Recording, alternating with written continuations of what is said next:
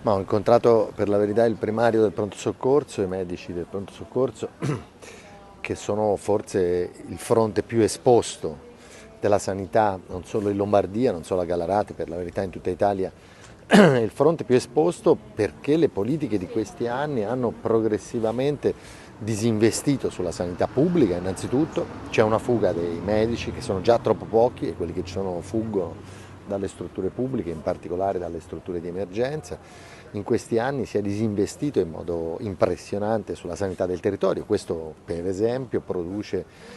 un ricorso agli ospedali, alle strutture ospedaliere, al pronto soccorso che talvolta è perfino inappropriato, ci sono problemi che riguardano l'impatto che la crisi sociale produce ancora una volta sul sistema sanitario. Se si interviene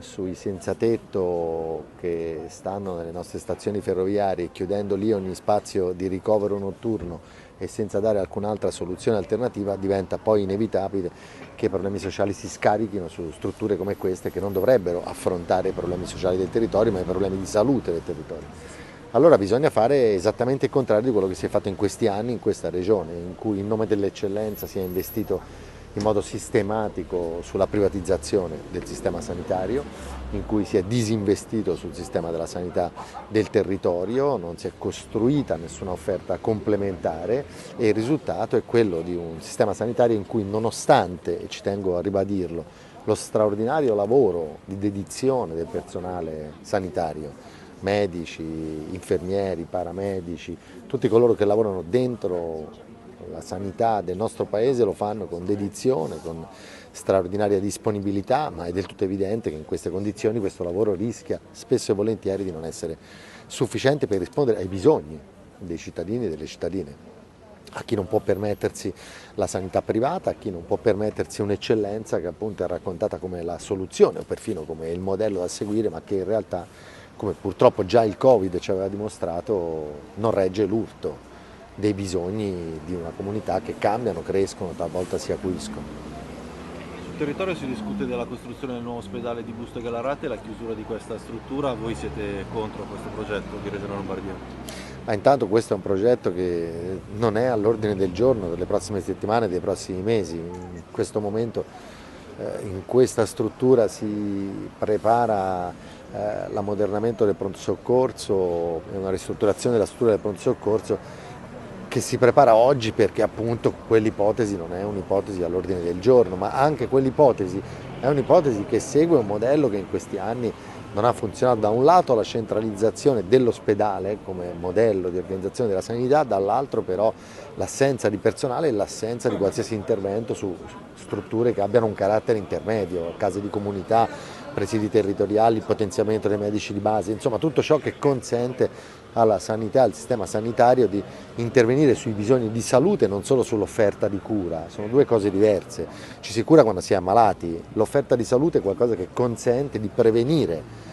il bisogno di cura. Su tutto questo il ritardo in questa regione è impressionante ed è il frutto di scelte politiche molto precise che io credo sia arrivato il momento di cambiare e mi auguro, siamo in campo per questo, di poter cambiare anche a partire dalle prossime elezioni, domenica e lunedì prossimo. Parlava prima dei senza tetto che dormono qua in ospedale, immagino che sia un problema che le hanno sottoposto i medici, quali soluzioni si possono trovare e quali altri problemi le hanno sottoposto i medici di un ospedale che è in evidente difficoltà da qualche anno. Ma questo mi pare uno dei problemi che ha a che fare con l'aumento delle aggressioni, degli episodi di violenza che poi si scaricano sul personale. Eh,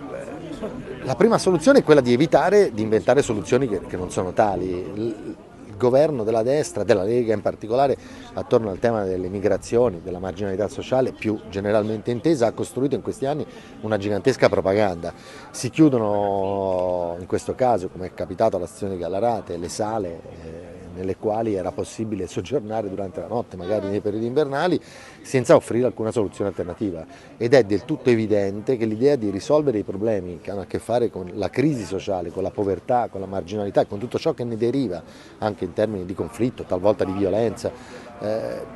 facendo appunto finta che il problema non abbia un'altra natura, non produce alcun risultato, lo sposta soltanto da un luogo all'altro. non li vedremo più alla stazione la notte, li vedremo nei pronto soccorsi. E allora, come si capisce, non solo non c'è alcuna soluzione, ma questi interventi producono criticità ancora più rilevanti per i medici, per il personale e anche per gli utenti, per un servizio come il pronto soccorso che ha tutt'altro obiettivo e finalità rispetto a quella di affrontare il dramma della crisi sociale che